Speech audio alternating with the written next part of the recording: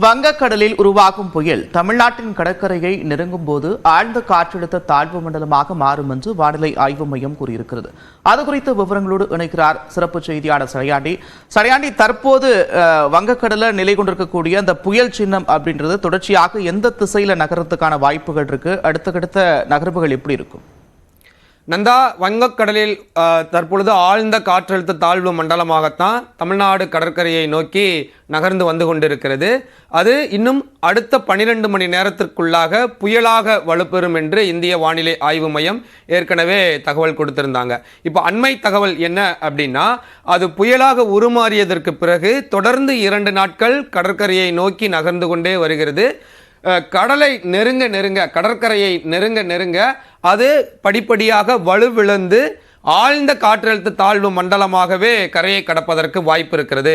புயலாக கரையை கடக்காமல் வலுவிழந்து ஆழ்ந்த காற்றழுத்த தாழ்வு மண்டலமாக கரையை கடக்கும் அப்படின்றது தான் தற்பொழுது கொடுத்திருக்கக்கூடிய அண்மை தகவல். அது கரையை கடக்கும் நிகழ்வானது 30ஆம் தேதி தான் நடைபெறும் அப்படின்னு இந்திய வானிலை ஆய்வு மையம் தெரிவித்திருக்கிறாங்க. தற்பொழுது நம்ம இந்த பகுதியில் இருக்கோம். கிட்டத்தட்ட சென்னையிலிருந்து 550 கிலோமீட்டர் தொலைவில் இந்த ஆழ்ந்த காற்றழுத்த தாழ்வு மண்டலம் மெல்ல மெல்ல நகர்ந்து வந்து கொண்டிருக்கிறது. 13 கிலோமீட்டர் வேகத்தில் அது நகர்ந்து வந்து கொண்டிருப்பதாக இந்திய வானிலை ஆய்வு மையம் தெரிவித்திருக்கிறாங்க. அது இன்றைய மாலையோ அல்லது இன்றைய இரவிற்குள்ளாக அடுத்த 12 மணி நேரம் அப்படின்றது இன்றைய மாலை 5:30 மணியோ அல்லது 6:30 மணிக்குள்ளாகவோ அது புயலாக வலுவடையும் அப்படின்ற ஒரு தகவலையும் இந்த வரைபடை அவங்க கொடுத்திருக்கக்கூடிய வரைபடம் மூலமாக நம்மால் புரிந்து கொள்ள முடிகிறது. டீப் டிப்ரெஷன்ல இருந்து சைக்ளோன் ஸ்ட்ரோம் புயலாக உருமாறுவது அப்படின்றது 27ஆம் தேதி யூடிசி படி 12 மணிக்கு அப்படின்னா நம்ம இந்திய நேரப்படி மாலை 5:30 மணிக்கு அது புயலாக வலுவடையும் அப்படின்ற ஒரு தகவலை கொடுத்திருக்கக்கூடிய வரைபடம் மூலமாக நம்மால் புரிந்து கொள்ள முடிகிறது.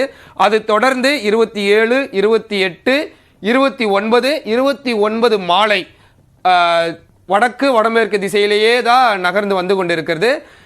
இன்று மாலை புயலாக வலுவடைவது 29ஆம் தேதி மாலை வரை புயலாகவே கடற்கரையை நோக்கி நகர்ந்து வந்து கொண்டிருக்கிறது அப்படின்ற தகவலையும் அவங்க கொடுத்திருக்கக்கூடிய புகைப்படம் மூலமாக நம்மால் புரிந்து கொள்ள முடிகிறது. கிட்டத்தட்ட 2 நாட்கள் புயலாகவே கரையை நோக்கி வருகிறது. அப்பொழுது அதிகப்படியான மழைப்பொழிவை உருவாக்குவதற்கு வாய்ப்பு இருக்கு அப்படின்றதையும் இந்திய வானிலை ஆய்வு மையம் தெரிவிச்சிருக்கிறாங்க.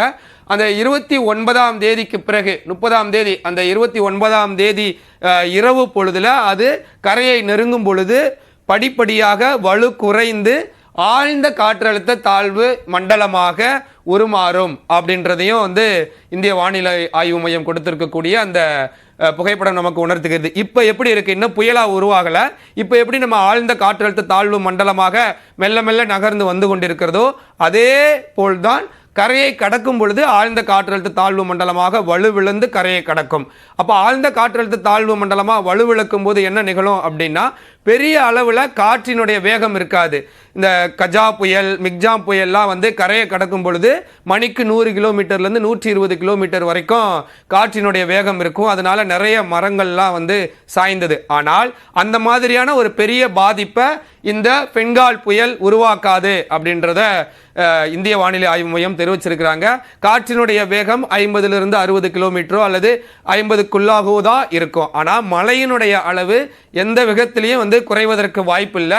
தொடர்ந்து இது மழை மேகங்களை உருவாக்கி கொண்டே தான் இருக்கும். கிட்டத்தட்ட 2 நாட்கள் தமிழ்நாடு கடலோர மாவட்டங்களை ஒட்டி இருக்கக்கூடிய பகுதிகளிலேயே அது கரையை நோக்கி வருவதன் காரணமாக 2 நாட்களுக்கு அந்த கன முதல் மிக கனமழை இருக்கும் அப்படின்றதையும் இந்திய வானிலை ஆய்வு மையம் தெரிவிச்சிருக்கிறாங்க. நந்தா, நன்றி சடையாண்டி, விரிவான விவரங்களுக்கு.